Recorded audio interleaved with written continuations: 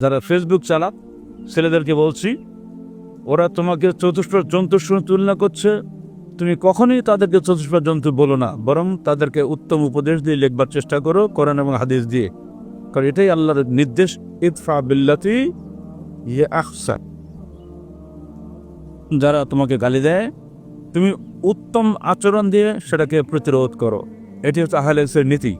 যত গালি দেবে তত সবর করবো, ইনশাআল্লাহ আমরা নেকি হকদার হব। গালিগালাজ দেওয়া ভাইদেরকে আমরা সাধুবাদ জানাই, তারা গালি দিচ্ছেন, আমরা সবর করছি, তারা গুনাহগার হচ্ছেন, আমরা নেকি পাচ্ছি। কোনটা লাভ হবে? সবর করে লাভ হবে না?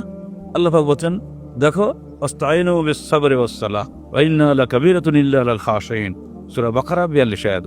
তোমরা আল্লাহর নিকটে সাহায্য চাও সবরের মাধ্যমে আর সালাতের মাধ্যমে। তবে এটা খুব কঠিন, এটা খুব কঠিন। মানে একদম গালি দেবে না চুপ করে থাকবো, হয় নাকি?